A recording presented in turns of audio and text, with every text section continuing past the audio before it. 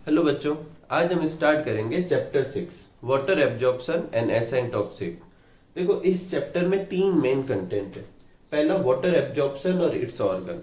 इसमें अपन को ये स्टडी करनी है कि किस ऑर्गन से प्लांट वाटर एब्जॉर्ब करते हैं, और सराउंडिंग से रूट हेयर तक, मतलब रूट की सबसे बाहर वाली लेयर तक, उनके ऊपर जो हेयर लाइक स्ट्रक्चर होते हैं वहां तक वाटर कैसे आता है। सेकंड है लेटरल फ्लो ऑफ वाटर। एक बार जब रूट हेयर के अंदर चला जाए तो वहां से लेकर उसके ठीक सेंटर पार्ट जहां पर जाइलम फ्लोएम, जहां पर क्या होते हैं वेस्कुलर सिस्टम होते हैं, वहां तक वाटर कैसे आता है, इसको क्या कहेंगे, लेटरल फ्लो। और फिर एक बार जाइलम तक आ गया तो जाइलम से वाटर ऊपर की तरफ कैसे चढ़ता है, जिसको क्या कहेंगे, एसेंटोक्सिक। अगला जो टॉपिक है वो है कि सोर्स ऑफ वाटर क्या है, मतलब प्लांट जो वाटर एब्जॉर्ब करते हैं वो वाटर आता कहां से। तो देखो, ऑब्वियस थिंग है कि सोर्स ऑफ वाटर क्या होगा, रेन। और प्लांट वाटर को कहां से ऑब्जॉर्ब करते हैं, सॉइल से। तो जो बारिश होती है उसका मेजोरिटी ऑफ पोर्शन सॉइल के ऊपर से फ्लो होता हुआ चला जाता है, वो सॉइल के अंदर भी एब्जॉर्ब नहीं होता, उसे क्या कहते हैं, रन अवे वाटर। और ये प्लांट के लिए एब्जॉर्ब करने लायक नहीं होता, मतलब एब्जॉर्ब करने के लिए अवेलेबल ही नहीं होता। सेकंड है सॉइल वाटर। सॉइल वाटर वो रेन वाटर जो सॉइल के अंदर चला गया उसे क्या कहते हैं, सॉइल वाटर। लेकिन ये सारा भी प्लांट को एब्जॉर्ब करने के लिए अवेलेबल नहीं होता। इसके तीन पार्ट हो सकते हैं। ग्रेविटेशनल वाटर, जो वाटर ग्रेविटेशनल फोर्स की वजह से नीचे की तरफ चला जाता है, सॉइल वाटर का वो पार्ट क्या कहलाता है, ग्रेविटेशनल वाटर। प्लांट इस वाटर को भी एब्जॉर्ब नहीं कर पाते। कुछ पोर्शन वाटर का प्लांट सॉइल के जो पार्टिकल है वो एब्जॉर्ब कर लेते हैं, इसको कहते हैं हाइग्रोस्कोपिक वाटर। वो भी प्लांट एब्जॉर्ब नहीं कर पाते। पीछे बचा सॉइल के पार्टिकल के बीच में फाइन सी ट्यूब लाइक स्ट्रक्चर बन जाती है, जिनको अपन क्या कह सकते हैं, कैपिलरी। तो उधर जो वाटर अवेलेबल होता है उसे कहते हैं कैपिलरी वाटर, और ये वाटर प्लांट क्या कर पाते हैं, एब्जॉर्ब कर पाते हैं। इसका क्या मतलब है बच्चों, कि सॉइल के अंदर जितना वाटर है वो टोटल का टोटल प्लांट एब्जॉर्ब नहीं कर पाते। तो इकोलॉजी में इससे रिलेटेड तीन टर्म है। Total amount of soil water, इसको कहते हैं होलार्ड। क्या कहेंगे, होलार्ड। और उसका वो पार्ट जो प्लांट एब्जॉर्ब कर सकते हैं उसे कहते हैं क्रिसार्ड। और वो जो एब्जॉर्ब नहीं कर पाते या एब्जॉर्प्शन के लिए अवेलेबल नहीं होता उसे क्या कहेंगे, इकार्ड। ठीक है। नेक्स्ट है अपने water absorption organ of plant. तो देखो, प्लांट में क्या क्या आते हैं, तो प्लांट में जो फाइलम है वो कौन कौन से है। पहला है थैलोफाइटा। अब थैलोफाइटा में कुछ बुक्स के अकॉर्डिंग सिर्फ एल्गी है, कुछ नए क्लासिफिकेशन के हिसाब से फंगस तो आती नहीं है, तो उसमें सिर्फ एल्गी को रखा गया है, जबकि कुछ में थैलोफाइटा में एल्गी और फंगस दोनों को रखा गया है। जो भी हो, एल्गी और फंगस, इन दोनों में कोई स्पेशल ऑर्गन नहीं होते वाटर एब्जॉर्प्शन करने के लिए। उसके बाद आता है ब्रायोफाइट। उसमें रूट लाइक स्ट्रक्चर होते हैं जिनको क्या कहते हैं, राइजोइड्स। और उसके बाद हायर प्लांट्स आते हैं, टेरिडोफाइटा, जिम्नोस्पर्म, एंजियोस्पर्म। इनमें क्या होता है, रूट सिस्टम होता है, जिसमें से टेरिडोफाइटा में रूट होती है। वेल डेवलप्ड रूट सिस्टम, सबसे ज्यादा अच्छे से जो वेल डेवलप्ड रूट सिस्टम होता है वो जिम्नोस्पर्म और एंजियोस्पर्म में, और स्पेशली किसमें होता है, एंजियोस्पर्म में। ठीक है, अब नोट कर लीजिए। नेक्स्ट अपन देखते हैं कि जो रूट होती है उसको दो पार्ट में डिवाइड कर सकते हैं। एक रूट का यंग पार्ट और एक रूट का वो मैच्योर हार्ड पार्ट। ठीक है।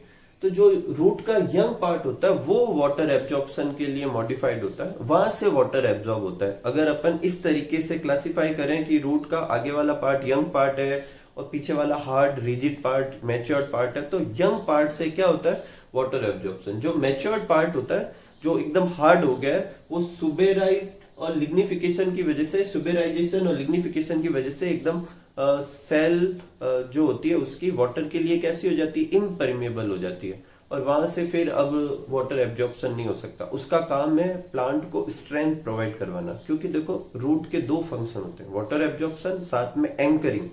तो ये वाटर एब्जॉर्प्शन का पार्ट कौन करता है, यंग रीजन। ये दूसरा वाला पार्ट कौन करता है, मैच्योर रीजन।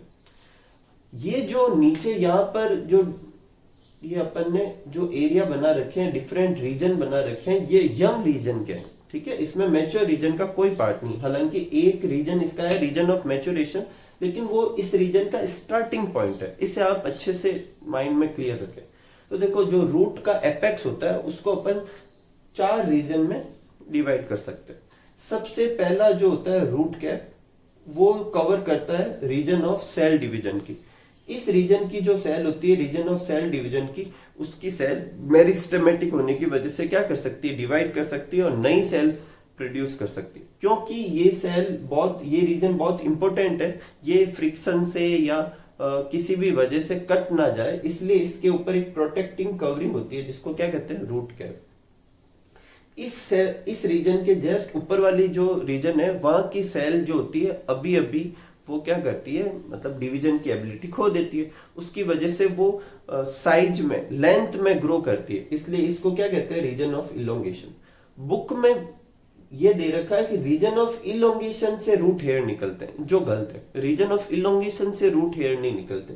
रूट हेयर कहां से निकलते हैं, जो स्टार्टिंग अभी अभी स्टार्ट हुआ है रीजन ऑफ मैच्योरेशन, जो रीजन ऑफ इलोंगेशन से जस्ट ऊपर का पार्ट है, वहां से रूट हेयर अराइज होते हैं। इसका जो ऊपर वाला पार्ट है, यहाँ की सेल अभी लिग्निफाइड नहीं हुई है, हालांकि उसे रीजन ऑफ मैच्योरेशन कहते हैं, लेकिन अभी अभी एकदम ही नहीं स्टार्ट हो जाएगा।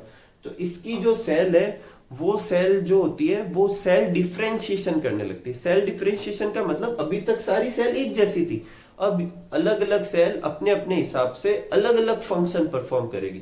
और जब सेल डिफरेंशिएशन स्टार्ट होगा तो जो सबसे बाहर वाली लेयर है, जिसको अपन क्या कहते हैं, एपिडर्मल सेल, और रूट के केस में उसे एपिब्लेमा कहते हैं, वहां से रूट हेयर निकलती है।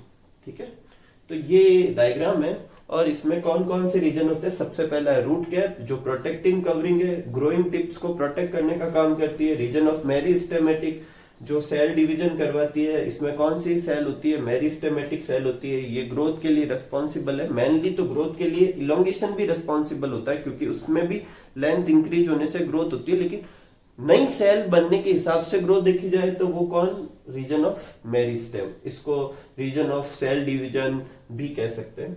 रीजन ऑफ इलोंगेशन, इन्होंने लूज की एबिलिटी, डिवाइड की, और ये क्या करती है, इलोंगेट होती है। Region of maturation, just above the region of elongation, ये उस पार्ट की बात नहीं कर रहे हैं जो मैच्योर्ड हो चुका है एकदम, ये इलोंगेशन से जस्ट ऊपर वाला पार्ट है, जिसमें अभी अभी सेल मैच्योरेशन या सेल डिफरेंशिएशन की स्टेज आई है। तो वहां डिफरेंशिएशन की वजह से रूट अराइज होती है, इसलिए इस पार्ट को अपन root, region of root hair भी कह सकते हैं। अगर एग्जाम में क्वेश्चन आए कि किस पार्ट से वाटर एब्जॉर्ब होता है, तो अपन क्या आंसर लिखेंगे, रीजन ऑफ रूट हेयर से। ठीक है, रीजन ऑफ रूट हेयर जो होता है वो वाटर एब्जॉर्प्शन के लिए क्या होता है, रिस्पॉन्सिबल। इस रीजन ऑफ रूट हेयर से भी ऊपर वाला जो पार्ट होता है, वो पार्ट क्या होगा, लिग्निफाइड और सुबेराइज्ड हो जाएगा, और जिसकी वजह से अब वहां से वाटर एब्जॉर्प्शन नहीं हो पाएगा। ठीक है, तो वो एंकरिंग में हेल्प करेगा। तो ये आप नोट कर लीजिए, ये पूरा एक क्वेश्चन हो सकता है अपना कि different region of root apex, young root का जो रूट एपेक्स होता है उसके डिफरेंट रीजन को डायग्राम के साथ एक्सप्लेन कीजिए, तो ये पूरा उसका डिस्क्रिप्शन हो जाएगा। Mechanism of water absorption. Water absorption जो होता है वो दो तरीके से होता है, एक होता है पैसिव एब्जॉर्प्शन और एक होता है एक्टिव एब्जॉर्प्शन। तो सबसे पहले अपन ये एक्टिव और पैसिव क्या होते हैं इसको अच्छे तरीके से समझते हैं। तो देखो, दो वजह से एक्टिव पैसिव नाम दिए जाते हैं। अगर किसी प्रोसेस में एनर्जी रिक्वायर्ड हो तो उसे कहेंगे एक्टिव प्रोसेस, और अगर किसी प्रोसेस में एनर्जी रिक्वायर्ड ना हो तो उसे क्या कहेंगे, पैसिव। एक और कारण है जो अपन को इंग्लिश में भी पढ़ाया जाता है, जैसे राम ने बुक उठाई, तो ये जो हुआ इसमें राम ने खुद ने काम किया, तो ये क्या कहलाता है, एक्टिव। तो अगर वाटर एब्जॉर्प्शन का ऐसा तरीका जिसमें रूट खुद एक्टिवली पानी को एब्जॉर्ब करे या वाटर को एब्जॉर्ब करे, वो खुद पार्टिसिपेट करे, तब तो एक्टिव कहलाएगी। और वाटर एब्जॉर्प्शन के जो कारण है वो कोई और डेवलप हो रहे हैं, रूट तो सिर्फ रास्ता अवेलेबल करवा रही है, वो खुद कुछ भी नहीं कर रही, तब उसको क्या कहेंगे, पैसिव। तो एक्टिव पैसिव नाम देने के दो कारण हो गए। अगर रूट खुद पार्टिसिपेट करती है और एनर्जी रिक्वायर्ड होती है तो एक्टिव एब्जॉर्प्शन कहलाएगा, और अगर रूट खुद पार्टिसिपेट नहीं करती, बस वो खाली रास्ता अवेलेबल करवाती है और एनर्जी रिक्वायर्ड नहीं होती, तो उसे क्या कहेंगे, पैसिव। एक अपन चैप्टर 5 में देख चुके हैं कि एक्टिव एब्जॉर्प्शन ऑस्मोसिस से होता है और पैसिव किससे होता है, डिफ्यूजन से होता है। अब वन बाय वन दोनों को देखते हैं। देखो, पहला है पैसिव एब्जॉर्प्शन। तो पैसिव एब्जॉर्प्शन क्या होता है, forces responsible for water absorption originate in aerial part, मतलब जो फोर्सेज की वजह से वाटर एब्जॉर्ब होना है वो तो कहां डेवलप हो रहा है, एरियल पार्ट में। और root function only as path, और रूट सिर्फ रास्ता अवेलेबल करवाती है, इसलिए इसको क्या कहते हैं, passive. 96 to 98% of water absorption इसी तरीके से होता है। इसका सबसे स्ट्रॉन्ग एविडेंस ये कि पैसिव एब्जॉर्प्शन होता है जिन दिनों में ट्रांसपीरेशन ज्यादा होता है, उन दिनों में वाटर एब्जॉर्प्शन भी क्या होगा, ज्यादा होगा। ठीक है, तो मैकेनिज्म, हाँ, और एक और पॉइंट कि पैसिव एब्जॉर्प्शन में एनर्जी की कोई रिक्वायरमेंट नहीं होती है। ठीक है, तो मैकेनिज्म देखते हैं। सबसे पहले क्या होगा, ट्रांसपीरेशन, जिसमें क्या होता है, लॉस ऑफ वाटर होता है एरियल पार्ट से। जैसे ही मान लो जैसे लीफ वगैरह में वाटर का लॉस हुआ तो वहां से पानी चला गया, उस पानी की डेफिशिएंसी या कमी को पूरा करने के लिए आसपास की सेल से वहां वाटर आता है, तो आसपास की सेल में वाटर की डेफिशिएंसी हो जाती है। उन सेल की कमी को पूरा करने के लिए और उससे आगे वाली सेल से आता है, तो धीरे धीरे एक स्ट्रेस डेवलप होता है, वो ऊपर से होता हुआ कहां तक आ जाता है, नीचे तक। तो ये जो स्ट्रेस होता है वो वेन में डेवलप होता है लीफ की, और वहां से स्टेम कॉलम से होता हुआ कहां तक पहुंच जाता है, रूट में। और रूट में पहुंच जाएगा, रूट में वाटर की कमी होगी, उस कमी को पूरा करने के लिए आजू बाजू बोले तो जो रूट की सराउंडिंग है, जो सॉइल है, वहां से वाटर का अंदर आ जाएगा, कहां, रूट के अंदर। ठीक है, तो ये हुआ पैसिव एब्जॉर्प्शन, और ये किससे होता है, डिफ्यूजन से। ठीक है, नेक्स्ट देखते हैं एक्टिव। एक्टिव क्या होता है, इसमें द फोर्सेज और factor responsible for absorption present in root. Root खुद क्या करवाती है, एब्जॉर्प्शन करवाती है। क्वेश्चन उठता है कि जब इतने आसानी से एब्जॉर्प्शन हो रहा है और इतनी अच्छी अमाउंट से भी हो रहा है, तो फिर एक्टिव की नीड क्या है। तो देखो, जो एरियल फैक्टर की वजह से वाटर लॉस होता है वो सिर्फ दिन में हो सकता है, रात के समय ट्रांसपीरेशन नहीं होता। और कभी कभी कुछ केस में कभी कभी दिन को भी किसी सर्टेन रीजन की वजह से ट्रांसपीरेशन की रेट में क्या आती है, कमी आ जाती है। उस केस में अपन क्या करेंगे, तो उस केस में जब ट्रांसपीरेशन लो हो और नेग्लिजिबल हो, उस समय अपन को क्या चाहिए होता है, एक्टिव एब्जॉर्प्शन।